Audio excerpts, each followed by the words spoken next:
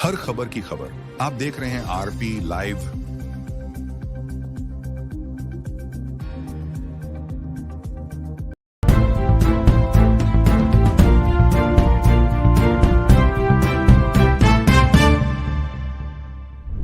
मैं rice Pathan RP live के माध्यम से आज आपको इमरान प्रतापगढ़ी जो हमारे देश के सांसद हैं, ऐसा बताया जाता है कि इमरान प्रतापगढ़ी जी जब वो बोलते हैं तो ऐसा लगता है मानो शेर की दहाड़ भी उनके सामने फीकी पड़ जाती है। इमरान प्रतापगढ़ी ने मध्यम वर्गीय, निर्धन और गरीब लोगों की जो बात सच्चे दिल से रखी है वो तारीफ़ काबिल है और हम ऐसे नौजवान सांसद देशभक्त के लिए हमेशा आगे रहेंगे। आगे उनको बढ़ने की शुभकामनाएं भी हम देते हैं। आइए हम आपको बताते हैं आरपी लाइव पे इमरान प्रतापगढ़ी के बारे में। ससंद में वो दहाड़ धर रहा था, सुनने वालों के होश फाख्ता हो रहे थे।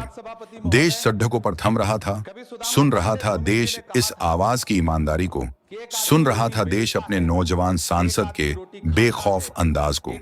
आम आदमी की बात कुछ इस सलीके से रखी कि दुश्मन भी सुने तो नजर उतार ले। रोटी खेलता है वो तीसरा आदमी कौन है, मेरे देश की संसद मौन है।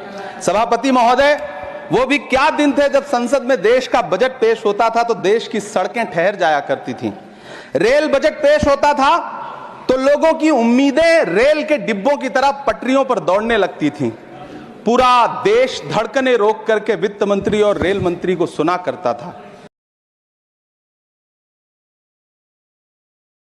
जनता बजट के आंकड़ों के शब्द जाल में उलझी हुई महीनों बाद समझ पाती है कि उसका तो फिर से कट गया। सभापति महोदय, इमरान प्रतापगढ़ी ने एक दफा प्रधानमंत्री पर अपनी शायरी से झूठ बोलने का तंज क्या कसा। उपसभापति महोदय तिलमिला उठे और अपनी आपत्ति दर्ज करवा दी। इमरान जैसे शिक्षित युवा ने बेवजह की आपत्ति को भी सम्मान देते हुए झूठ की जगह मिथ्या शब्द इस्तेमाल कर दिया। फिर क्या था, उपसभापति महोदय संतुष्ट हो गए। हमें लगता है झूठ उर्दू जबान के कुनबे से आता है, जबकि मिथ्या हिंदी से। आम आदमी की बेबसी पर इमरान ने कहा कि आम आदमी रोटी से खेलता है। एक सधी हुई बात से इमरान ने मनरेगा के मजदूरों के बजट पर सिर्फ इतना कहा कि गरीब मजदूरों के लिए आपके खजाने से 1 रुपए की बढ़ोतरी ना हो सकी। मजदूरों के लिए अगर आपके खजाने से 1 रुपया भी इजाफी नहीं निकल सका तो भला कौन संतुष्ट हुआ साहब, इस देश का गरीब मजदूर या आपके उद्योगपति दोस्त? ये कैसा अमृतकाल है, इमरान बोले जा रहे थे। 15 मिनट के भाषण का समय मानो मोदी समर्थकों पर बिजलियां गिरा रहा था। पेट्रोल की बढ़ती कीमतों पर भी खूब लपेटा। आम आदमी की जेब पर डाका डालने वालों का नाम बेहद शालीनता से कह गए इमरान। उन्होंने कहा कि अमूल का दूध हो या मदर डेयरी का फायदा आपके दोस्तों को हो रहा है। 400 किलो का लहसुन। वहां मुंबई में कोई गरीब इंसान जब अपनी जेब टटोल करके अपनी मोटरसाइकिल में 1 लीटर पेट्रोल भरवा रहा था तो उस पेट्रोल की कीमत थी 103 रुपया प्रति लीटर। आखिर इतना महंगा पेट्रोल डीजल खरीद के कौन संतुष्ट हो रहा है, इस देश के गरीब लोग या फिर सरकार के चहेते धन्ना सेठ? सभापति महोदय, वित्त मंत्री जी इस बजट को मध्यम वर्ग को संतुष्ट करने वाला बजट बता रही हैं। अरे मैडम, हम आप यहां पर बैठे रहते हैं और वहां बाहर इसी दिल्ली में 1 लीटर दूध, चाहे वो अमूल का हो या फिर मदर डेयरी का हो, उसकी कीमत 73 रुपए लीटर है। इतना महंगा बेच करके कौन संतुष्ट हो रहा है, गरीब जनता या आपके धन्ना सेठ दोस्त? सभापति, और 100 किलो के टमाटर पर तो वित्त मंत्री मैडम को आईना दिखाने की बेबाकी दिखाई इमरान प्रतापगढ़ी ने। मुर्दों के कफन तक पर टैक्स लगाने और भगवान कृष्ण के प्रिय भोजन पर टैक्स के हवाले से धार्मिक सरकार को बहुत खामोशी से अधर्मी कह डाला। खुद को धार्मिक कहने वाली सरकार भगवान श्री कृष्ण के प्रिय खाद्य पदार्थों दही और मक्खन तक पर जीएसटी लगाती है और बात करती है मध्यम वर्ग की हिमायती होने की। जिंदा रहते हुए जनता से हर चीज पर टैक्स वसूलने वाली यह सरकार कम से कम मरने पर तो लोगों को बख्श देती, लेकिन नहीं, वहां भी लूटना है। अंतिम संस्कार के सामान, अगरबत्ती, धूप बत्ती, केवड़ा जल, चंदन पाउडर, जौ, बताशा, काला तिल, पंचरत्न, कपूर और कफन तक पर टैक्स लेने वाली यह सरकार किस मुंह से खुद को मध्यम वर्ग का हितैषी बताती है?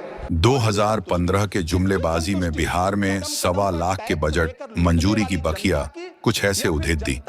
क्या मोदी जी आपका तो देश के सामने मोये मोये कर गए इमरान? किसकी संतुष्टि? सभापति महोदय, 18 अगस्त 2015 आरा का बिहार का ऐतिहासिक मैदान, सजा हुआ मंच, हजारों की भीड़ और सामने खड़े हुए देश के प्रधानमंत्री का भाषण। बिहार के भाइयों बहनों, आज मैं बिहार के लिए पैकेज की घोषणा कर रहा हूं। 50,000 करोड़ कर दूं कि ज्यादा कर दूं? अखिलेश भाई, 60,000 करोड़ कर दूं कि ज्यादा कर दूं? 70,000 करोड़ कर दूं कि ज्यादा कर दूं? 80,000 करोड़ कर दूं कि ज्यादा कर दूं? चलो, मैं बिहार को 1.25 लाख करोड़ का पैकेज दे रहा हूं। 10 साल हो गए सभापति महोदय, वही ढाक के 3 पात। बिहार आज भी विकास की बाट जो रहा है। भाषण आज भी प्रधानमंत्री जी के यूट्यूब चैनल पर सुना जा सकता है। जो झूठ बोल के करता है मुतमईन सबको, वो झूठ बोल के खुद मुतमईन नहीं होता। सभापति महोदय, ये तो राहुल जी का असर है।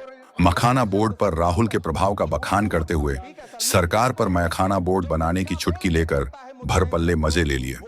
इमरान ने नहीं होता, ये राहुल जी का असर है जो मखाना बोर्ड की घोषणा हुई। अखिलेश जी, आपको याद होगा, भारत जोड़ो न्याय यात्रा में 30 जनवरी 2024 को बिहार के रंगभूमि मैदान में राहुल गांधी जी का पूर्णिया में भाषण था और उसमें मखाना को लेकर उन्होंने आवाज उठाई थी। यह उनका असर है कि आपको मखाना बोर्ड बनाना पड़ा, वरना तो आप मैखाना बोर्ड बनाने वाले लोग हैं। सभापति महोदय, बिहार को झूठे पैकेज और चुनावी दिलासे देना बंद करिए।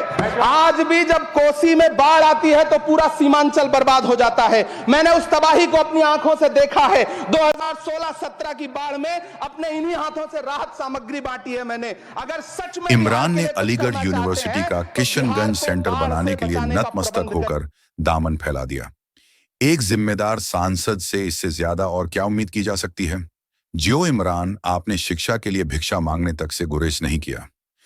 तोड़ता जा रहा है। मैंने पिछले बजट सत्र में भी आवाज उठाई थी। आज फिर वित्त मंत्री जी से अनुरोध करना चाहता हूं, दामन फैला करके, कि अलीगढ़ मुस्लिम विश्वविद्यालय का किशनगंज सेंटर बन जाने दीजिए। आखिर कौन सी नफरत है? यह मुल्क हमारा भी है। इस मुल्क की मिट्टी में हमारा भी खून पसीना शामिल है। हमसे इतनी भी क्या नफरत? रिश्तों की ये नाजुक डोरें तोड़ी थोड़ी जाती हैं। अपनी आंखें दुखती हो तो फोड़ी थोड़ी जाती हैं। सभापति महोदय, अल्पसंख्यक मंत्रालय का बजट काटकर मौलाना आजाद नेशनल फेलोशिप बंद कर देना, प्री मैट्रिक स्कॉलरशिप बंद कर देना, नई मंजिल योजना बंद करना, धरोहर योजना बंद करना। 2024-25 के बजट में माइनॉरिटी मिनिस्ट्री के लिए 3,183 करोड़ रुपए की घोषणा हुई, लेकिन देश को हैरत होगी कि बाद में समीक्षा करके लगभग आधा कर दिया गया, 1,868 करोड़ रुपए। मुझे सरकार से पूछना है कि कौन संतुष्ट हुआ? इस देश का अल्पसंख्यक संतुष्ट हुआ या आप संतुष्ट हुए? किसका संतुष्टिकरण?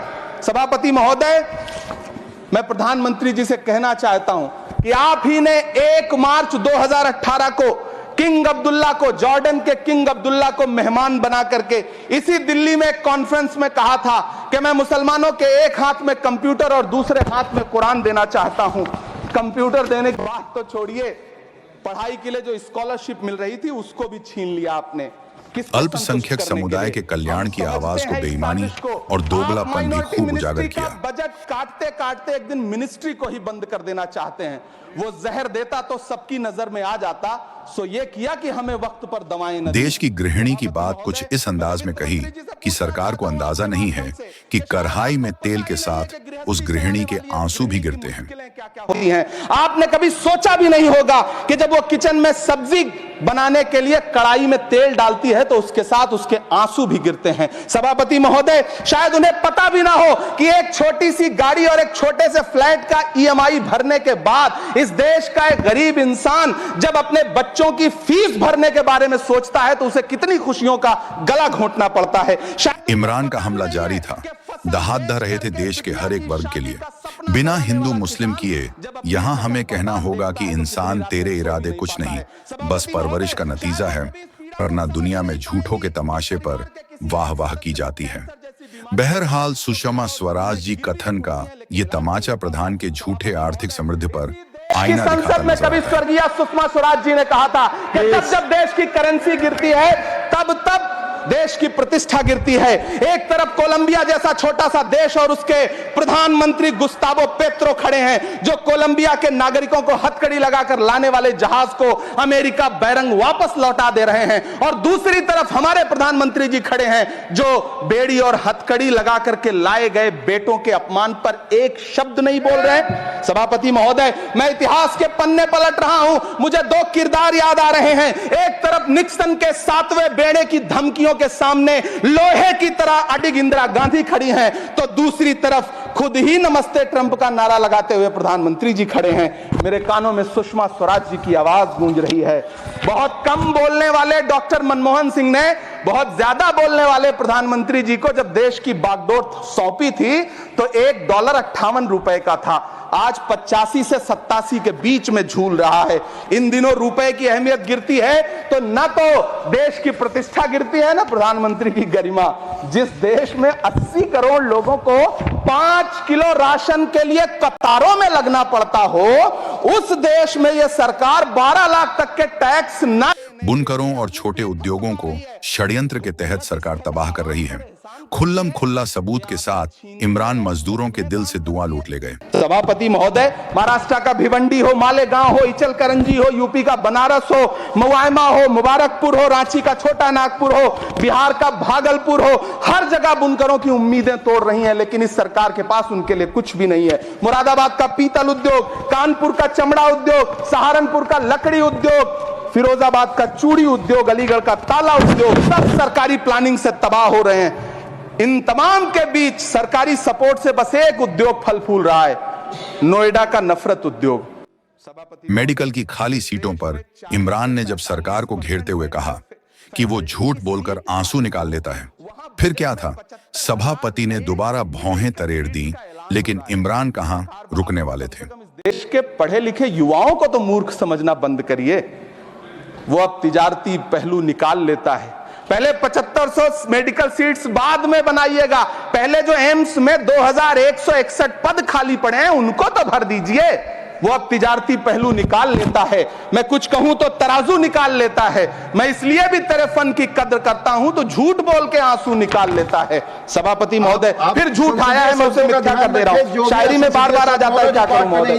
काश ये बजट, सभापति महोदय, वो एक शब्द मैं मिथ्या कर दे रहा हूं सर, वो एक शब्द को हटा दीजिए। ध्यान रखें, ऐसे जो भी शब्द होंगे आपके वहां। सभापति महोदय, काश ये बजट बीपीएससी के पेपर लीक की शिकायत करने वाले नौजवानों पर बरसती हुई पुलिस के लाठियों पे, जख्मों पर मरहम लगा पाता।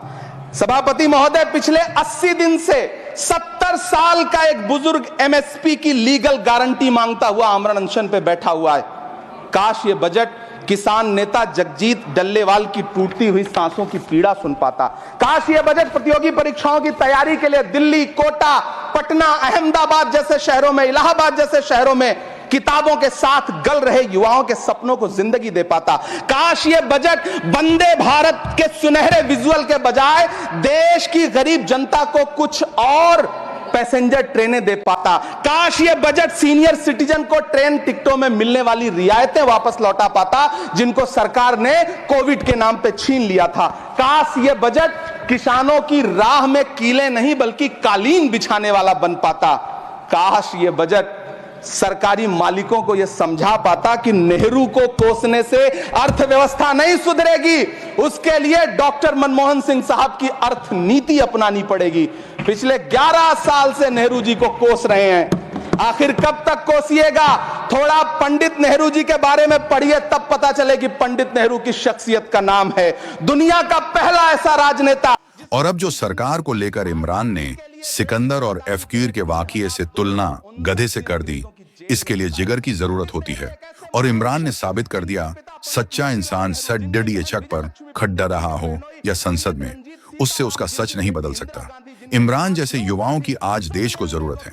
हर इंसान संसद तक नहीं जा सकता, लेकिन सच अगर चाहे तो सैलाब दिखाई देता है। सब्र जब हद से गुजर जाए तो इनकलाब दिखाई देता है।